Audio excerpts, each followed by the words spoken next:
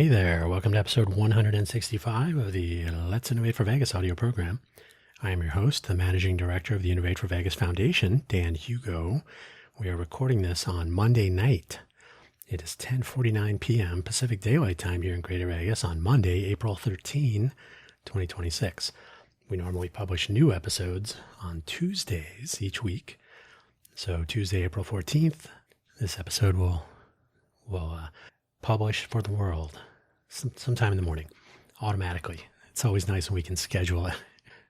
It's almost like we have some free time in the morning to not scramble, which is always nice. Today's title and topic: to AI or not to AI? That is the question. That's not part of the title. That is part of the paraphrase. If you're not familiar with the Innovate for Vegas Foundation, we are a 501c3 public charity. We're a Nevada nonprofit corporation. Our purpose statement is to enable and encourage ideation, innovation, and implementation to make our communities better. We are completely volunteer, top to bottom. I, myself, am unpaid volunteer, managing director.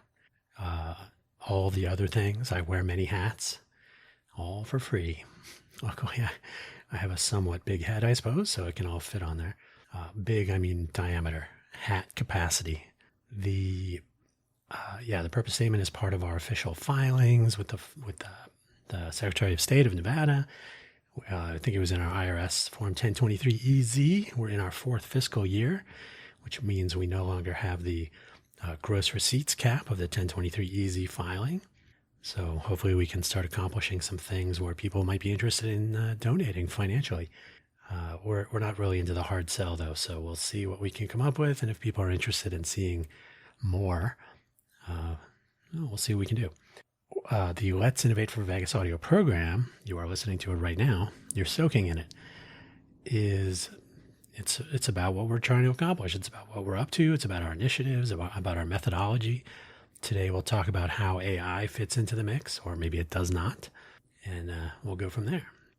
Formerly Code for Vegas, by the way, which was a part of Code for America, if you're familiar with any of that. But we are completely standalone, rebooted from the old days. And let's see what will happen in this oasis in the desert. Hopefully, wherever you found this audio program, you're able to locate the episode description, which contains the show notes, including a brief summary, which I will read to you. There are two links, as usual. I didn't choose to... There are too many AI-related articles and links and videos and all sorts of things on many different sides of the question about where is AI, bubble, should it be replacing people, should it be a tool or a colleague, should it be driving things, should we trust it, etc., etc., etc. That's a huge collection of considerations each person should be making in the modern day.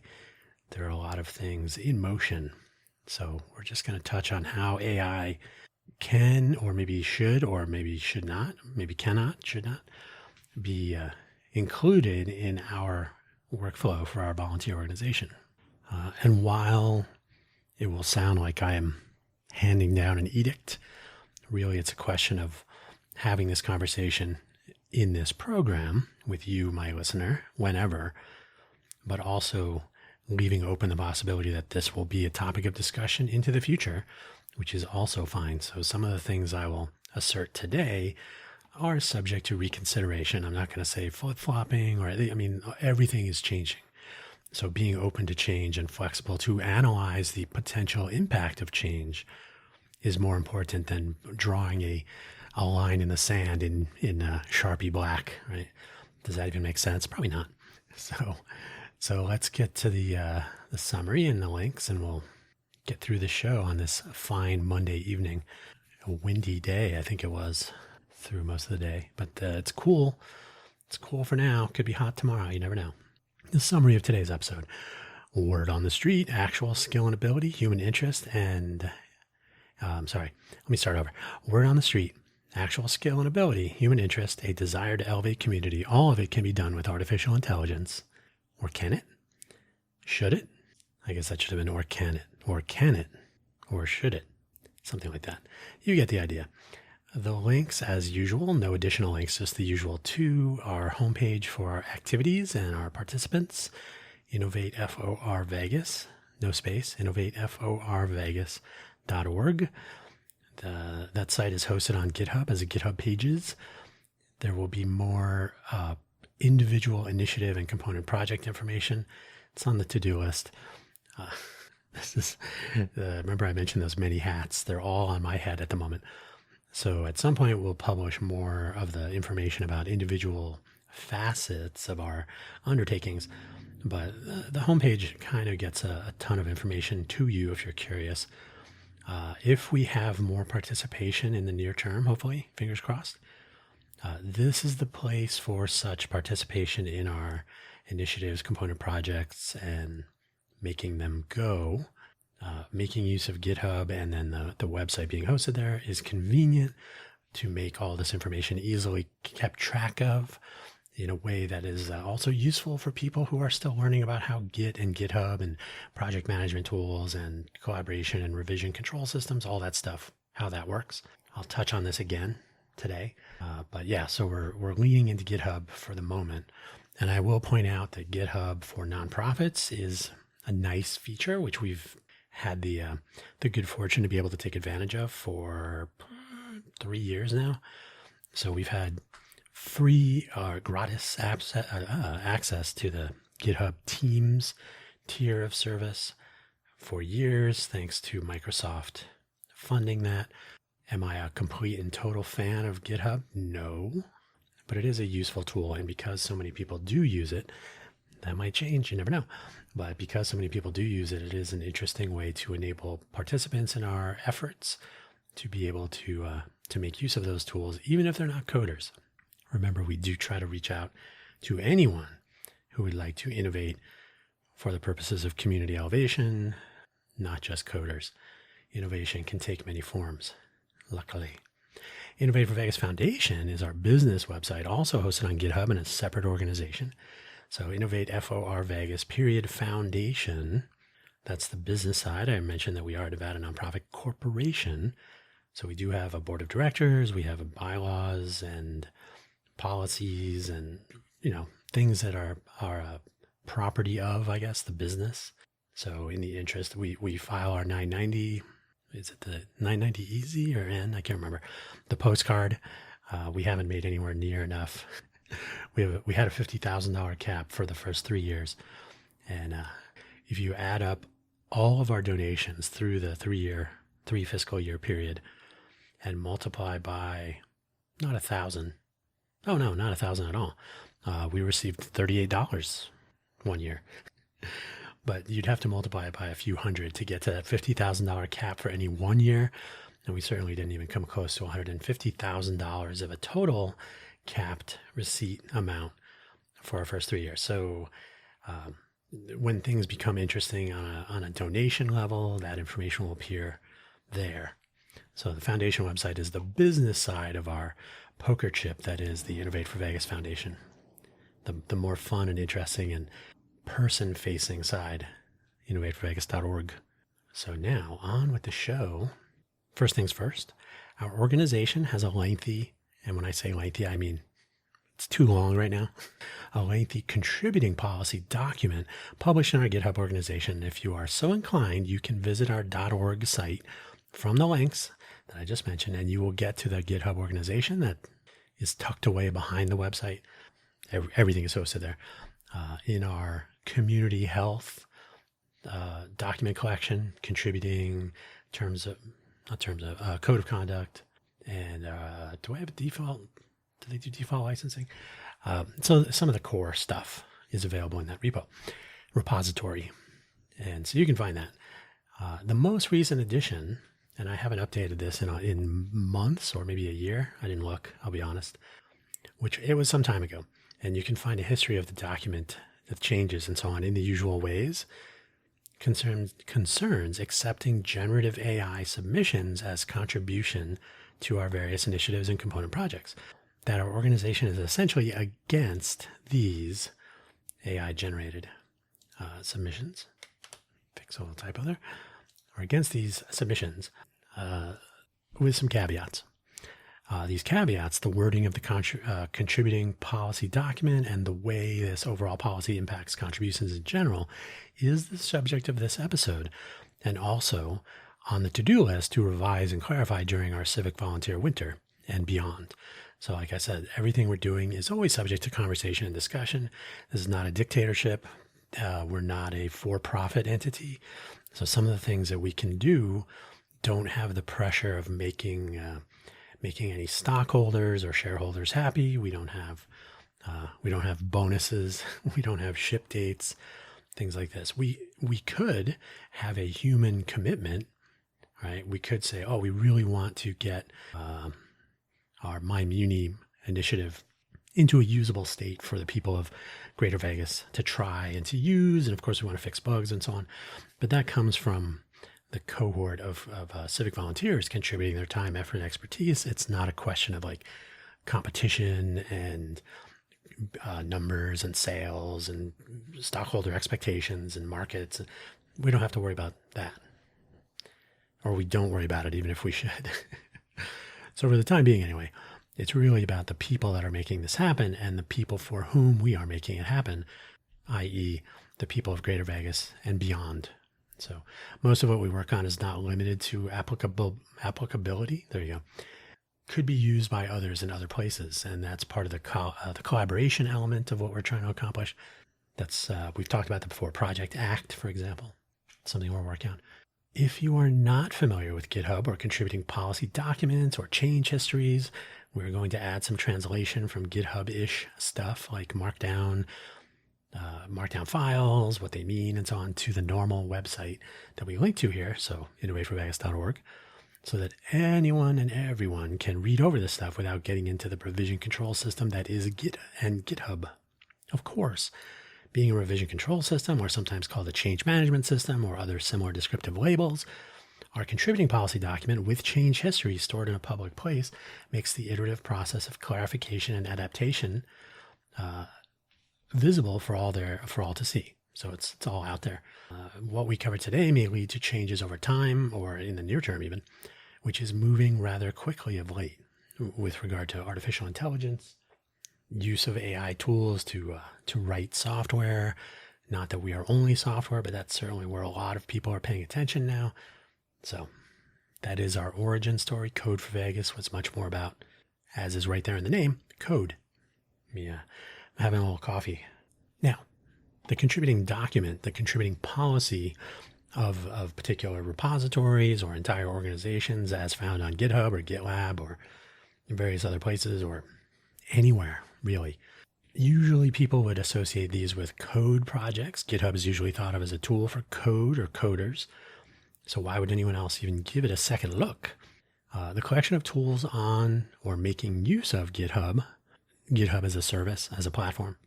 And these tools can be better, by the way, yes. And we can actually work on that, which I'm hoping Agile for Volunteers will move toward. Some actual automations and code to streamline some things and to check some things and so on. As well as the Git tool itself. Git is a command line tool on its own. These are useful for keeping track of information between a team of collaborators, of one or more, really. It is very text-friendly. GitHub, Git, not text only, but it's certainly text-friendly for these sorts of things. So if we can describe our initiatives, component projects, development steps, documentation, attribution of effort, of course, giving credit where credit is due, basically all of the stuff that goes into a collaborative effort, and I have not even mentioned anything with a programming language in it, then so much the better. So GitHub is a handy element of our collection of tools and process. I don't want to make this sound too mechanical, but if you have multiple people working on things, remote locations, they don't talk all at the same time in a meeting of sorts, but they work when they can and so on. It's nice to have a synchronization hub of some sort. GitHub can do some of that and can't beat the price. As we hear every day from all angles, as in everybody, artificial intelligence tools are taking over the world so that whatever you do today is going to be done by artificial intelligence any minute now, leaving you to, that part is not really quite clear, to pursue your artistic side or something, read more books. But many think you and I will be replaced by artificial intelligence. Certainly, there have been many thousands of people laid off in the name of artificial intelligence for some reason. That's a different conversation for another time, but it's the way it is for now. Others believe you and I will need to learn to work with our new AI coworkers, which is probably not too much of a problem in some cases. That kind of makes sense a little bit, maybe being optimistic. But for myself, I would like to think that artificial intelligence in verbose forms, whether generative AI or tools that are more machine learning, classification, and a variety of other basically tools and methods under the umbrella of AI, will continue to improve and be useful themselves to accomplish the development of various things and the consideration, analysis, and whatever, but which can also be used to work with data and interact with people and other tools and other data sources. You're kind of seeing this if you've heard of this tool called OpenClaw and then its many variations. Remember that that's a super, super duper risky tool to make use of in its most powerful forms. I've never touched it. I'm leaving that consideration for down the road a bit when enough people have lost all their emails or had their whatever. I mean, it's a security nightmare. But the bottom line is sometimes these AI tools are going to be exactly that. Tools that will do things for us, that will help us accomplish things. There'll be a personal accelerator. If you remember Steve Jobs from Apple way back when, he said that humans are, and you can look this up on the internet, it's out there, but essentially humans are not very fast. We have only 2 legs and we don't really move very quickly. Most animals, especially the 4-legged kind, could catch up and overtake or take down as they so desire, and we would have little to say about it.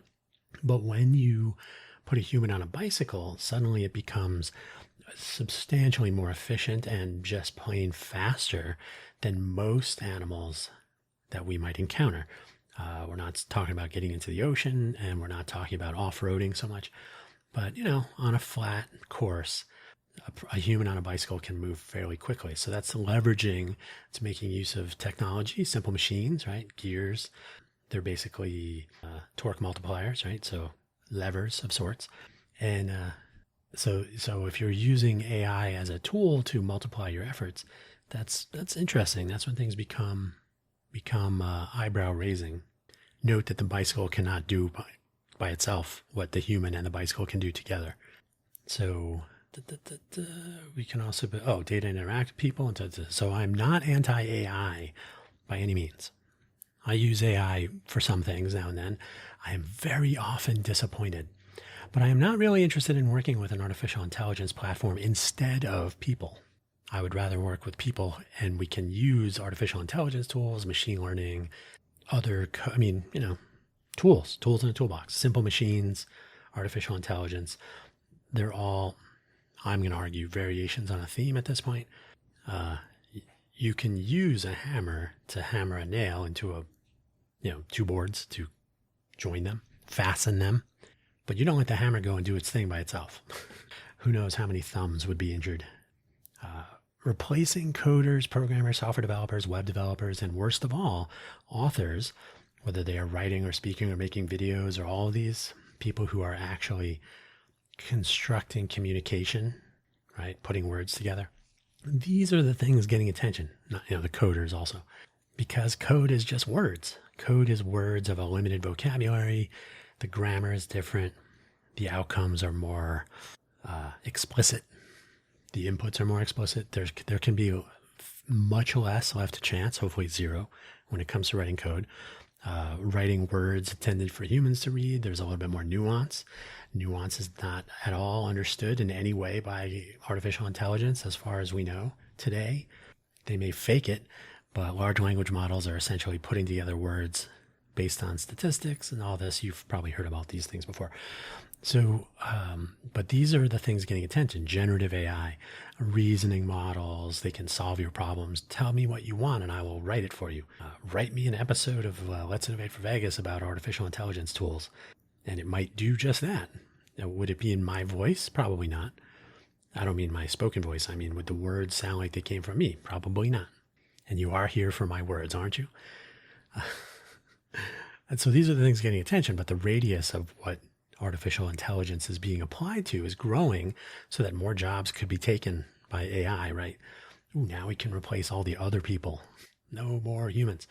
Our initiatives for our foundation are not merely code, ideally drawing in interested and interesting people from all areas, from mechanical and electrical and robotics and drones and lights and sound to software development to language translation to marketing and storytelling to co-creation engagement and managing those relationships and so on. Well, you get the idea. It could be just about anything. Can AI do all of these? Maybe at some point, and maybe even now to some degree. But let's be honest. Would you rather interact? I wrote interest. Maybe AI would be better at grammar or correct word selection than I am, because it's spelled correctly. So I have to actually know what I'm trying to say. And since I'm not an AI, I guess I probably do. Would you rather interact with a person or a chat prompt? Think about going up to a person. Maybe you're working on our open transit initiative. Go up to a person using our public transit system here in Greater Vegas, and you ask them about open transit tools. Like, here, do you want to try this? Tell me what you think. Oh, you're already using it. Oh, can you give me some feedback? Do you think there should be anything better, changed, new feature? Is this a waste of time, et cetera, et cetera? Right? Or do you suppose our prototypical transit rider, would you suppose that they would rather have some automated system reach out to them and tell them how awesome they are? Hey, you are really riding that bus. Do you want to tell us anything about that experience? Something like this. I don't know. I literally just had an interaction with Gemini. I Googled Gemini. I have a free promotional pro account, and full disclosure, we have Google Workspace for nonprofits, so I have access to Gemini for Work, I think it's called. So, I'll get to the cover art thing in a second, but so I can use these tools occasionally, and I'll have it, give me a year for something, or tell me where this information is, and so on. Anytime I ask it a question, and it's going to give me what I would call an opinion or an attempt at authority, I find it disappointing. And when I say this is wrong, oh, I'm sorry, or hey, yeah, you caught my error. That's not good. So I don't like interacting with AI as a tool. Okay.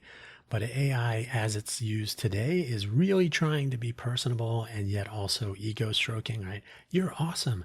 Hey, that's a great idea. I don't know about that. A human can tell another human how awesome they are. Sure. So what are we really aiming for? It's not to replace people with AI tools, but enabling more people to contribute their time, effort, and expertise. I mean, actual expertise, not their ability to type in some prompts and submit it the generative AI output as their own work, which does happen. We're reading and hearing about that more and more often. We should get back a sense of accomplishment and satisfaction from a job well done. If you speak to someone on the bus, I've told this story before many times.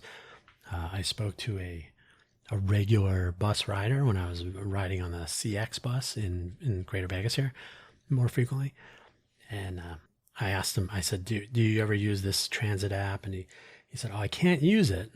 And he did have he didn't have a cane out. Like, I didn't see him walking with a cane, but he does have visibly thick glasses. He said, I can't see the application on my phone, so it's really difficult for me to use it for actual, getting around. So he usually would call the phone number to get a voice interaction concerning a particular bus schedule.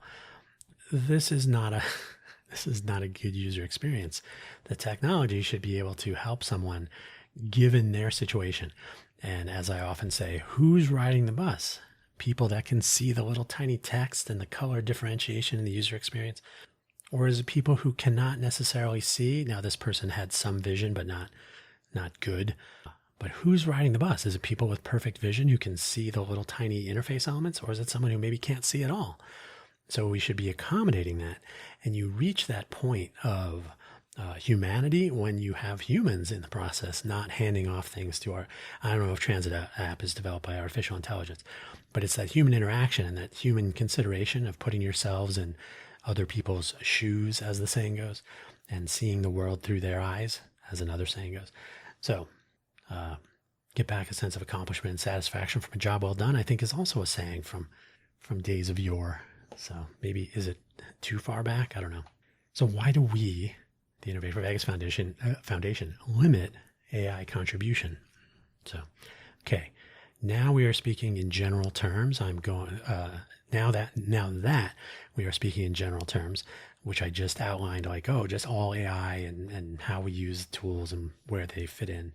And that's what we're generally talking about. I'm going to go immediately to a software example because that is the example I have. It's the one I have handy.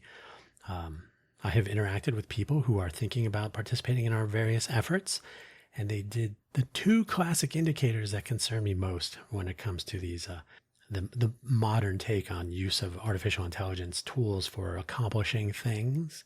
And in this case, it happens to be more software development oriented.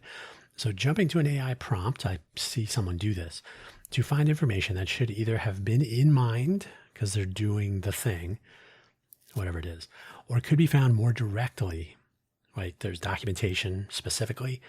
Maybe it's a book sitting next to your computer. Maybe it's a book you already have in your hand and you're already looking through it. Maybe it's someone who's standing next to you who actually does know the answer. Why not interact with a human?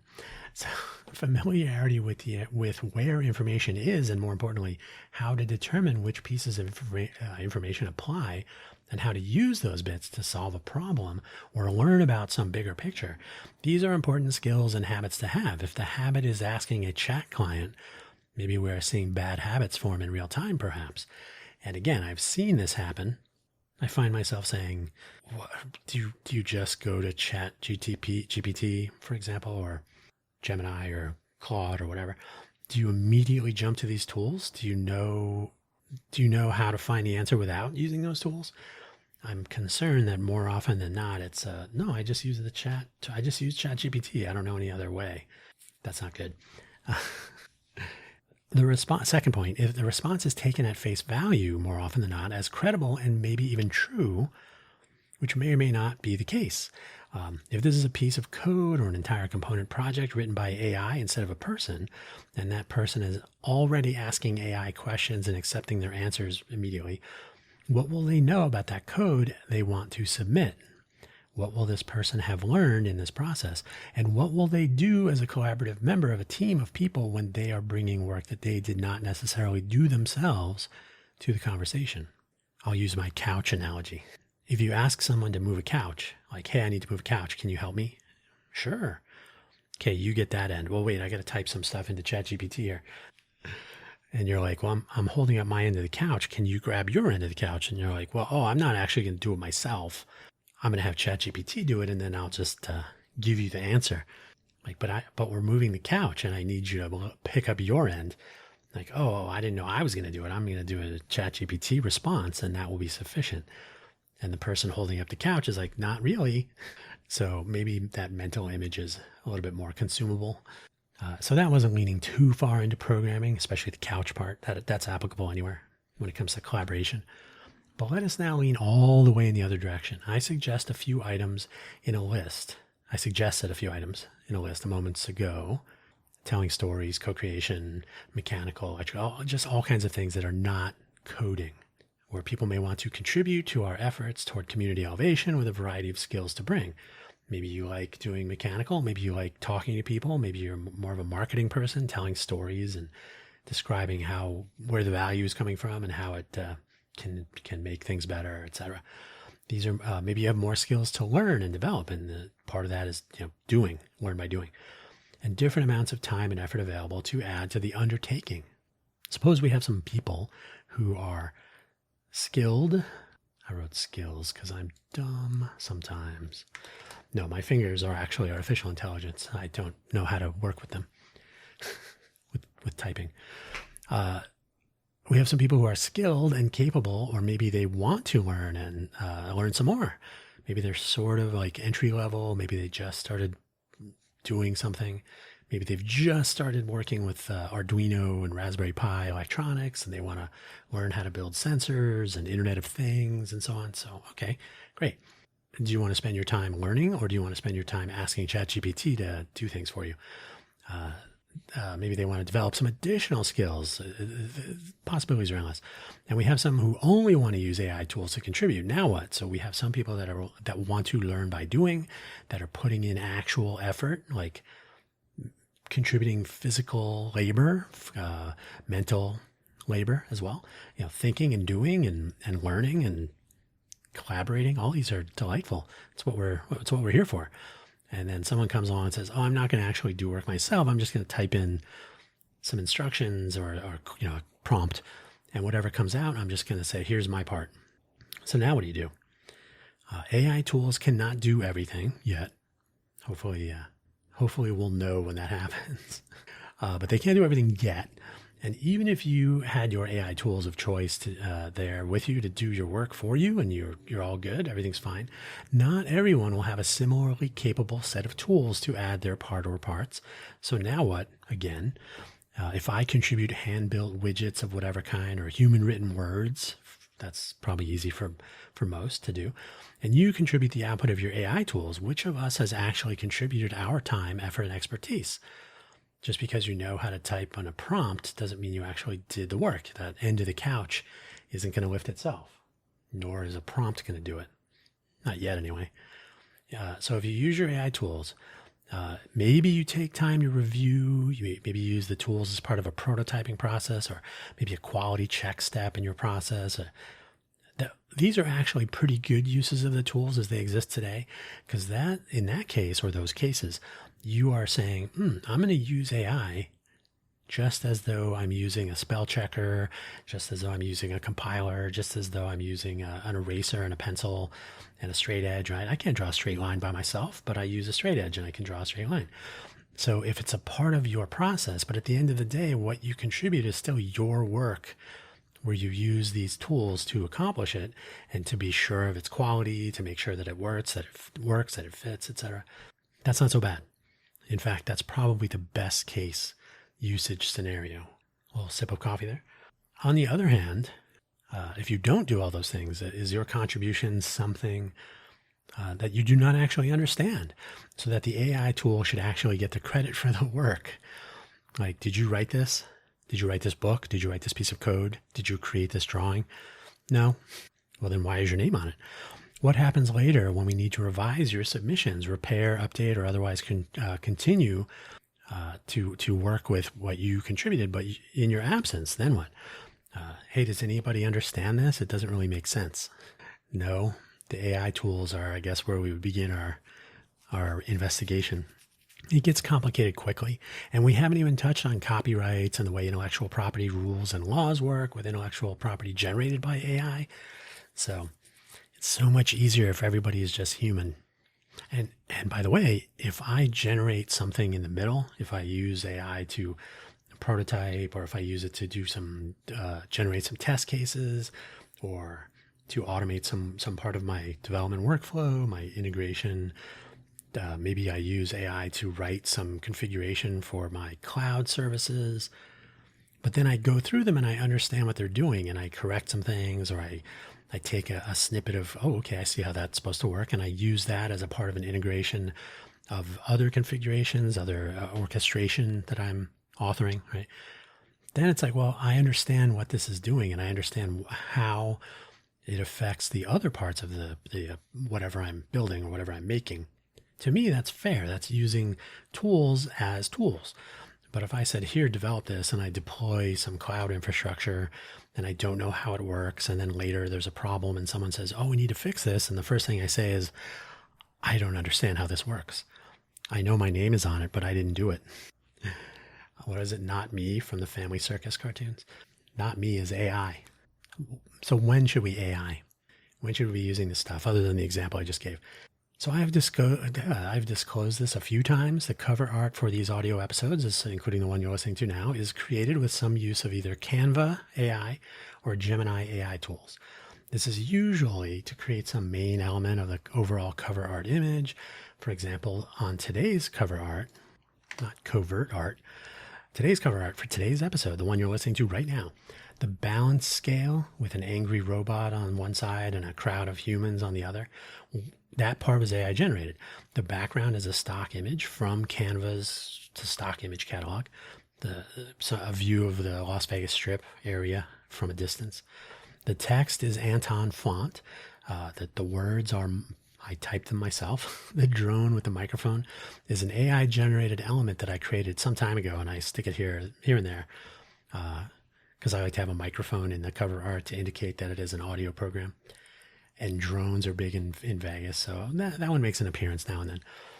The actual content, the script or the notes that I'm literally reading from right now, and then ad hoc, spontaneously improvising now and then.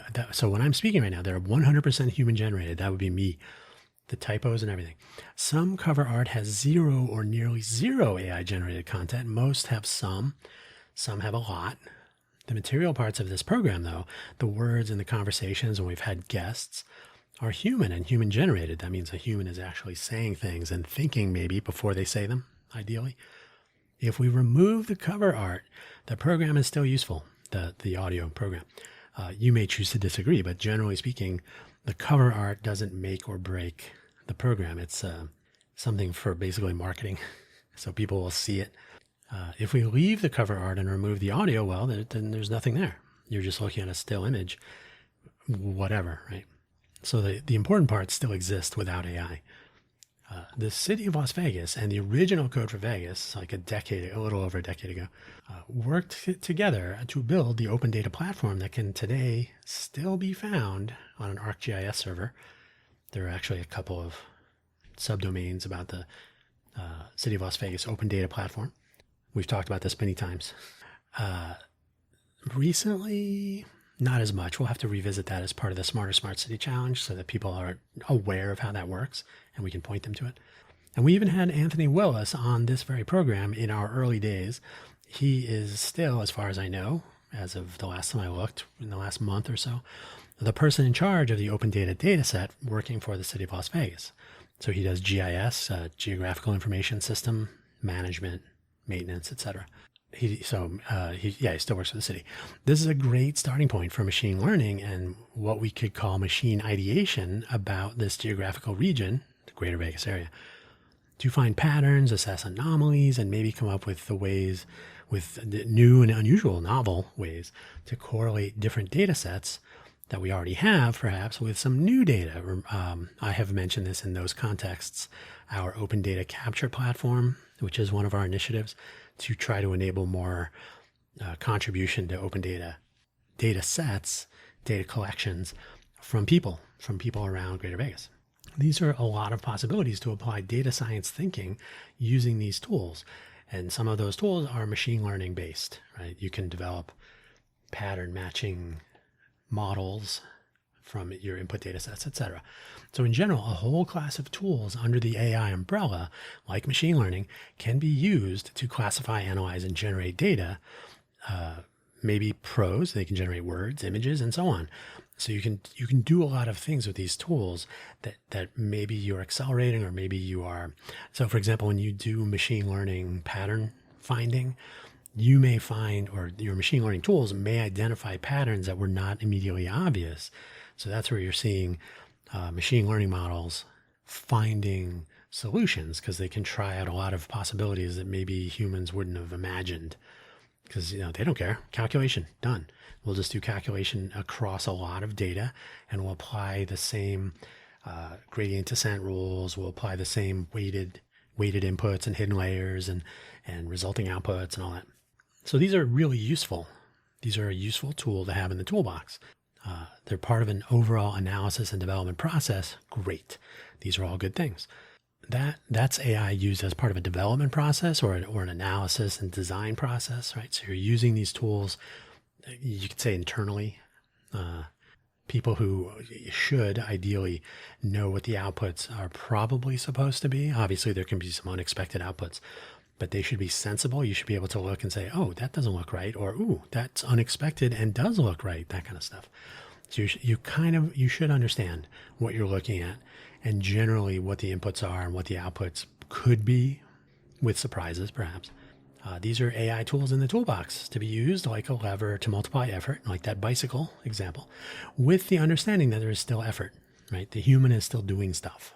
Understanding the outcomes is still important, essential even, right? You should really know. You shouldn't just don't turn in your homework and then find out, oh, it was telling me how awesome I am. The teacher will spot that immediately. Your college professor or true stories, judges, production by street, judges will spot that in legal briefs and legal filings, true stories all. On the other hand, what about developing AI tools? Suppose we develop some route planning or rider experience assessment tools that make use of machine learning techniques to optimize or identify issues from within an input data set. These are interesting areas. I'm all for that, right? You're using AI as a part of a discovery process, an analysis process. And you don't really have to be a programmer to do that. You just have to have some base interest and understanding of what you're looking at and what you should find, and not be misled by findings that don't make sense, right? So you should be familiar enough or interested enough to take the work that you're doing with your AI tools of whatever flavor, right? Machine learning, classifiers, whatever. You should be able to look at this stuff and say, oh, okay, that's unexpected, but still interesting, right? Totally valid. I would love to see more of that. So here are the finer points to ponder. This is the last section. The finer points to ponder. So we've only scratched the surface a bit more after a few mentions over the last 164 other episodes before this one. There was an episode 0, but we didn't really get into AI back then. And we've talked about things like, does everybody have access to AI tools? Are you basically collecting the haves and the have-nots? Like, oh, you can pay your monthly Claude or whatever. You can pay for the tools and you have access to them. You're in that pile. And if you can't, sorry, you don't get to participate, right? So if we move to an AI heavy world and you end up isolating people who are not allowed or don't have the resources to participate, or they don't have access to that, you get into a difficult area. So more human skill, I think, is important. But we've talked about that and other things about how and where AI participates in our undertakings, the Innovate for Vegas Foundation. Use of AI as part of the design and development process may have implications in how our open source and any other licenses apply to these works, copyrights, and other considerations that we are pursuing. Not to mention how other volunteers might view such contributions, especially when it comes to supporting these various submissions. And this is particularly true with pull requests. There's all kinds of examples of that, which is something we can talk about in an initiative meetup sometime. But generally speaking, again, I did actual work and you told your Claude, Claude Code to write some, where's the balance? Where's the feeling of camaraderie and collaborating on a project? If I do work and you do copy paste, right? So I think it's a good starting point to say, I'm going to collaborate, which means I'm going to hold up my end of that couch. I'm not going to type in, can you hold up the end of this couch for me, please? And hope for the best. Making use of the AI tool hierarchy, again, AGI someday, deep learning tools, large language models, machine learning, pattern matching, classification, etc. Whatever it is, there's different levels of complexity and technologies and how they're used and what their outcomes are based on and so on. So if you can use these when it comes to data treatment and some development streamlining with prototyping ideas in particular, this is probably the most valid class of use case for what we're doing and how we're doing it, where there is more a conversation of sorts between the humans and the tools and the data or the inputs, so that the outputs are not treated as the final truth or as I don't know how it works. It just seems to work. So it's a step in a process, a tool to move things along, to do more work, civic volunteer time, effort, and expertise. These are valuable. These are gold, right? So if there's a way you can make more use of those, but don't remove yourself from the process, because that removes you from your collaboration. If a computer could do everything, we wouldn't ask people to participate. It would just be me typing in prompts, right? That doesn't help anybody. the winds are blowing in this direction in the professional software engineering space, for example, where so-called vibe coding is better regarded as a prototyping tool for trying out ideas and then integrating selected outcomes into the project at hand so that these steps are understood and the integration is sensible. We're starting to hear this now more sort of anecdotally, but like if I don't know what I'm doing and I have some, AI tool write some code and I say, okay, here it is. And I don't know how it works, but I guess it works. That's not, you're no longer a software engineer. You are an intern. You're copy pasting, right?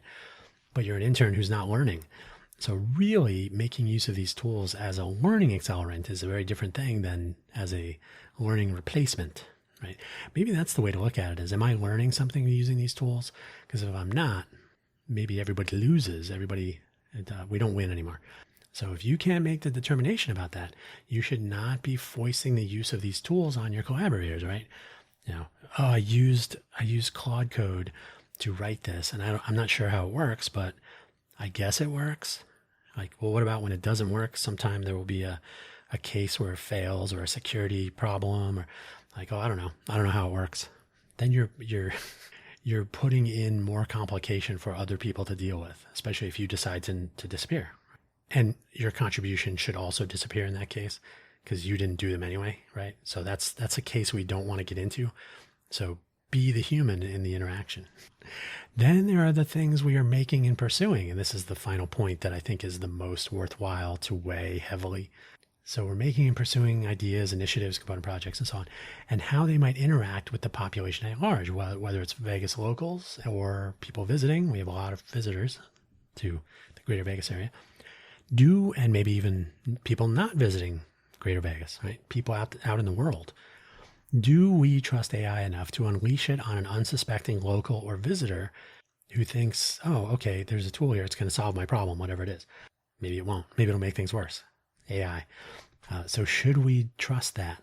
Where the case I described immediately before this final point is about forming the inputs and understanding the outputs, right? So I'm going to use artificial intelligence tooling, but I'm going to take the time. I have the experience, the insight, the curiosity, or I'm learning about it, but I'm going to know what to expect on the output side, or I'm going to know enough or be concerned enough to do some more research when things don't look quite right.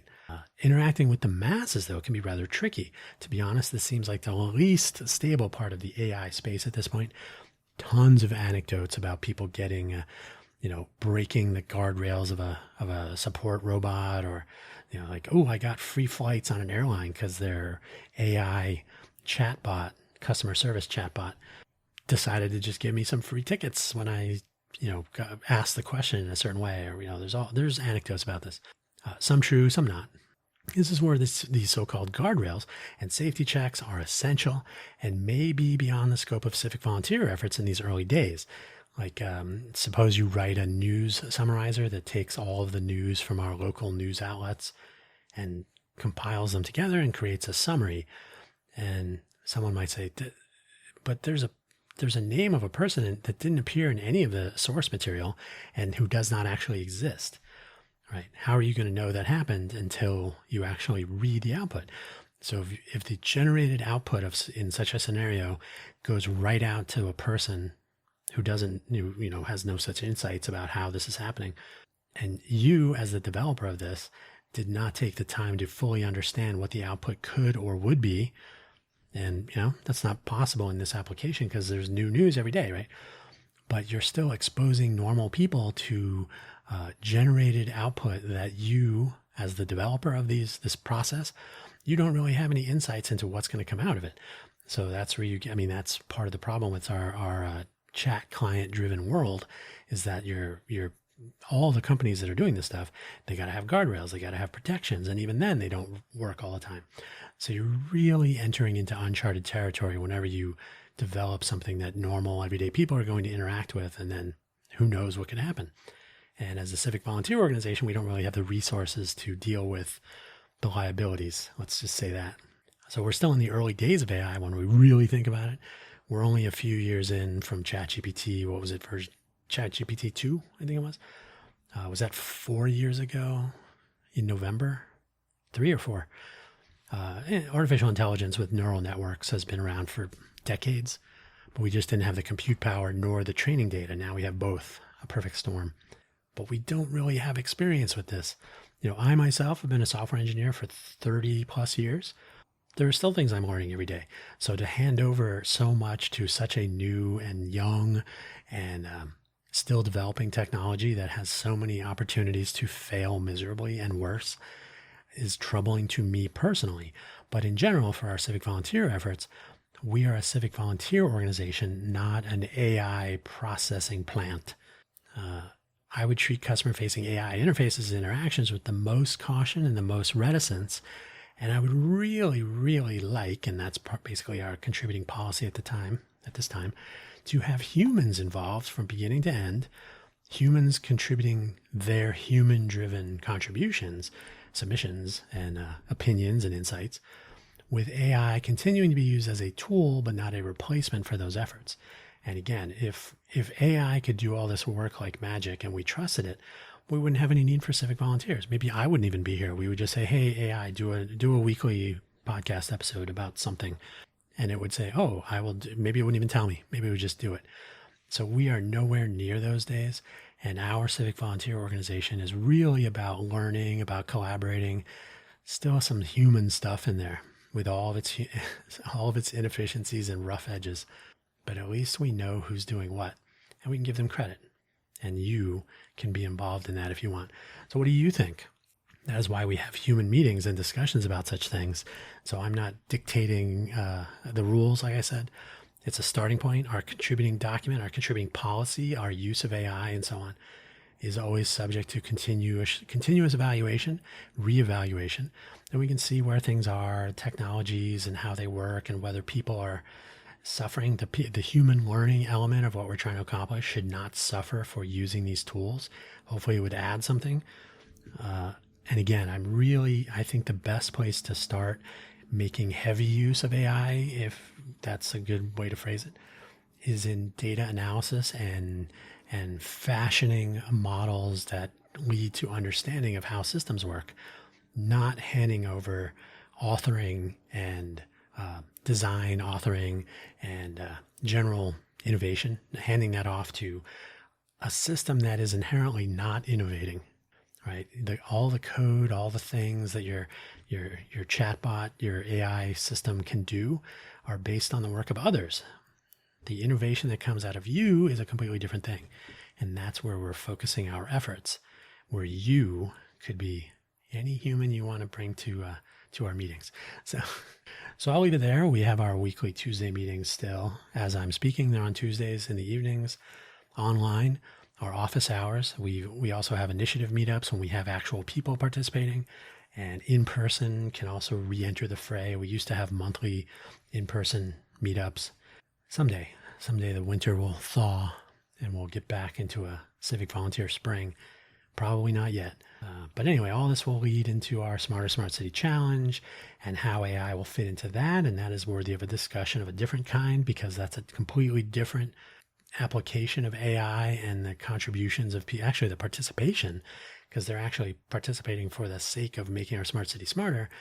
That's a different set of circumstances, different expectations, and so on. So all this is worthy of conversation and not merely reading headlines about how 30,000 more people got laid off because of AI.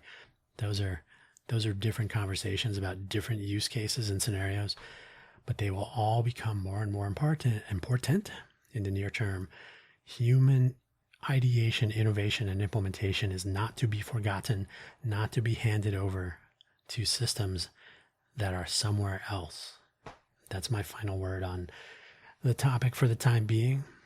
There should be more discussion and more thoughtful conversation for a long time, not even just in the near term, but just in general. Knowing how the world works is still an important thing. You can hear my voice is definitely arguing with me, as always.